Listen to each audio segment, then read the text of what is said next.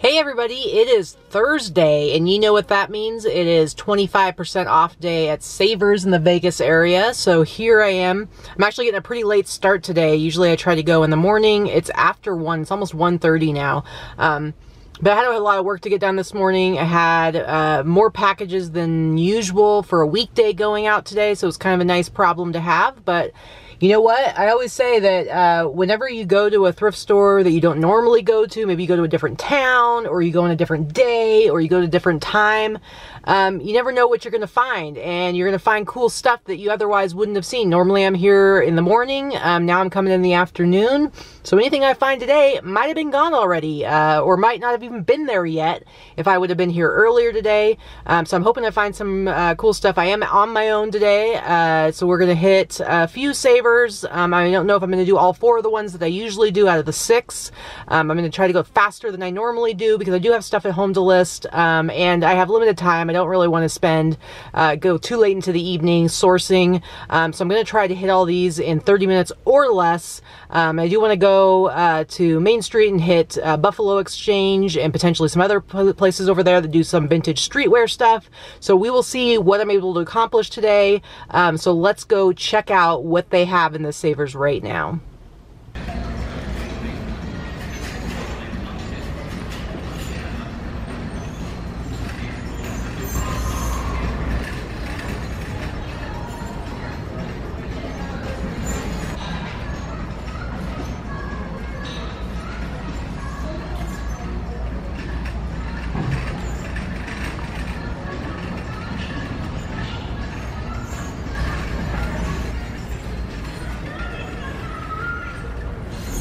Well, I wasn't in there for too long. I only picked up 2 things. I kind of wanted to get out of there fast. I don't know how well the video I just showed really demonstrated how bad it was in there, but that was like the worst.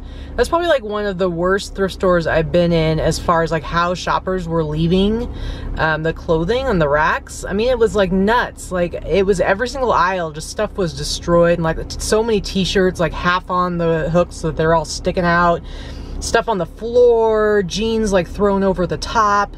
I mean, it was just nuts, and that drives me crazy. It actually makes me pretty mad because it's like, okay, on the first hand, like, how about just like common courtesy? Like, you've got people in here, it's their job to keep the store running. You know, at Savers, they have signs all over and they talk about how they try to put out like 80,000 new items per week. They're really good at getting items out and getting everything out super fast. Like, they're constantly bringing racks out. I'm assuming that most of the people that work there are probably making minimum wage. I'm guessing based on how quickly they get stuff out that they probably have some sort of quotas. I'm sure they probably keep track of like how many racks go out every day. That's probably like something that they try to keep on top of. Like, who knows what kind of like reward system they have, but I'm sure they do something where they have to motivate their employees to like get a lot of stuff out, which is awesome when you're a thrifter because you get to go in there and there's always new stuff to buy, right? But if they're having to waste so much time like cleaning up after you when you're thrifting, like, what is your problem? Like, why? It's just like so inconsiderate. It's so disrespectful. It's like, yeah, it's their job to keep the store looking good, but you don't go out of your way to make it look terrible. Like, I always try to, at the very least, I want to leave it the way it was when I got there. Usually if stuff's sticking out like that, I will, you know, I'll put the shirts back on, you know, because I like to clean it up a little bit. I like to be nice. This was like too much. There was just so much stuff that was all over the place. And listen, if you don't care about being respectful of other people and their jobs, if that doesn't matter to you, then at least look at it from a business standpoint, okay? Because here's the deal. I'm assuming if you're watching this, you are a seller of some sort, whether it's on eBay or Etsy or Amazon, or Poshmark or whatever, right? So you're out, you're thrifting for your business. Here's the thing. These stores, the people that work in these stores, they're our partners. They're our business partners, right? We want to build relationships with them. I hope you would want to build relationships with them just because you're a good person. But if you're going to take it from a business standpoint, you want to have a good relationship with your partners. You know, if you're going in there every single week and you are just like the Tasmanian devil, or like some hurricane has just like blown through their clothing racks and you're just leaving it destroyed every time you come in, how likely do you think it is that they're going to look forward to having you there as a customer? How likely do you think it is that they're going to start paying attention to what you buy and maybe hook you up with some deals, maybe let you know when something new comes in that you might be into? It's like you're working against yourself. You're making things harder for yourself by acting like that. And plus you're just being kind of a crummy person. So really, I just want to say, like, come on guys, let's be nice. Let's respect that other people have work to do, and they're working hard, and let's not purposely go out of our way. It's not that hard to look through t-shirts and not fling everything everywhere, not drop stuff on the floor. It's really not that difficult. You know, and let's like work on building relationships with the people that we work with, because those are people that we work with. They're part of what makes our business run as well as it does. And I just hate seeing people be such jerks. Like, just knock it off. Be nice. Be kind. Speak kindly to people, and treat their workplace with some respect. Treat their work with some respect, because I think you owe that to everybody. We owe that to everybody we interact with on this planet. All right, spiel is over. Hitting the next place.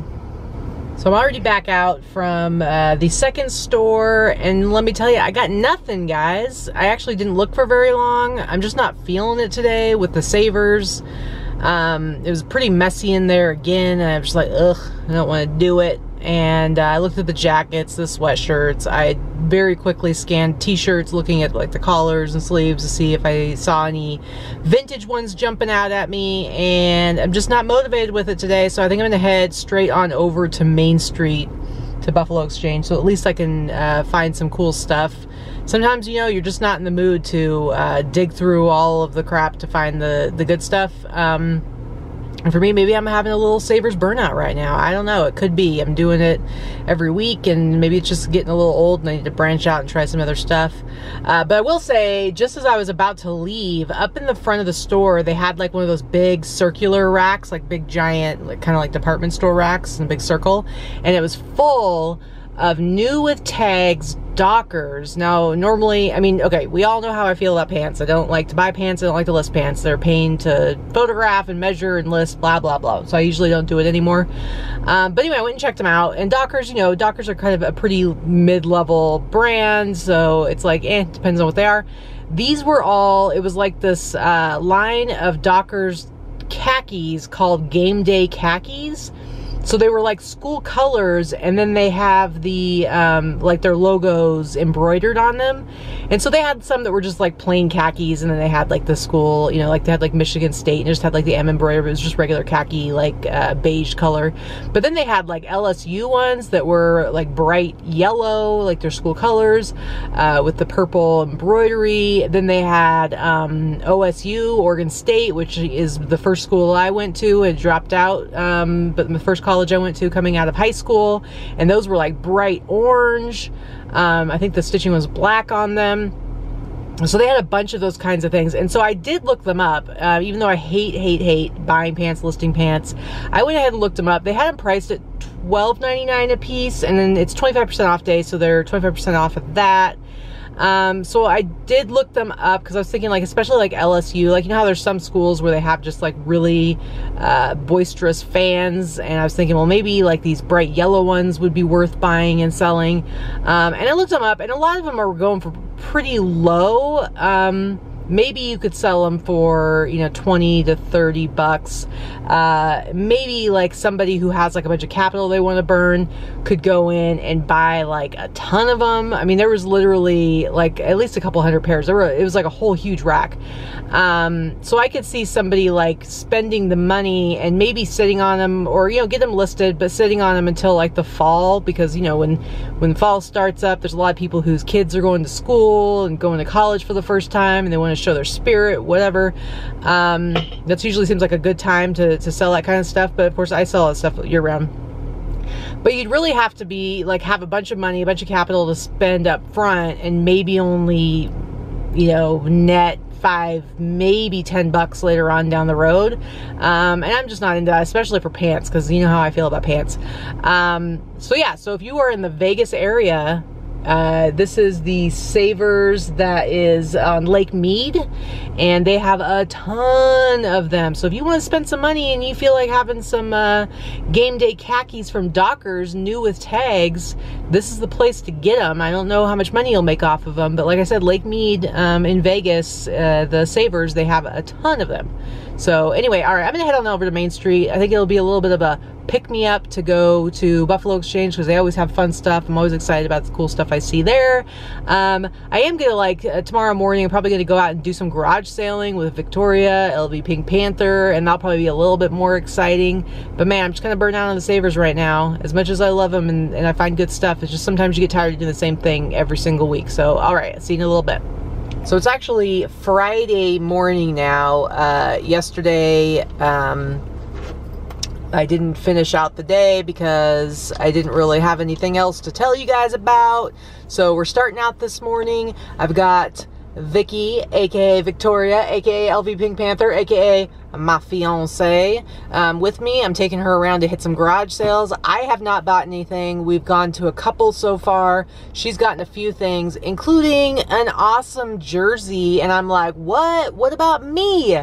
So I'm gonna see how much I can guilt trip her throughout the day. We'll see if I find anything else at all, and maybe, but then she saw how much she might be able to sell it for, and she was like, sorry, I don't love you that much. So I might not get anything today, guys. I might be out of luck because she got the sweetest find of the day. But anyway, we just got done hitting this garage sale over here. I don't know if you can see it at all, but I might be just showing you the side of the car. But anyway, found a couple of things there. They also had some stuff. There's a really cool Viewmaster. Like, how old do you think that Viewmaster thing was? It was an early one. It was, I used to sell them all the time. So my guess is that one's probably from the 30s or 40s. Yeah. It was really cool. I've never seen it. I mean, I don't shop for that kind of stuff. It was Bakelite, so probably yeah. 40s. Made in Portland, Oregon. I didn't have a chance to look up the model. But she wanted like 20 bucks for it, so it too much. Wasn't probably going to be good enough to flip. So we left that behind, but Vicky did get a couple of other things. So we're going to continue on, and let's cross our fingers and hope that I actually find some cool stuff. It's a little bit harder with the yard sales, finding men's clothing and stuff like that. So it might just be me hanging out for the day with Vicky while she gets all the cool stuffs. Oops. She doesn't care. She doesn't care about me. She doesn't love me enough. Nope. Look at the big teddy bears going right across the... Look. What in the what? What in the what? What in the what? I don't know what's happening over there. Some giant... Usually you take things away from a garage sale, but there are two giant teddy bears going to the garage sale. All right, guys. We'll see you in a little bit, and hopefully we'll find some stuff.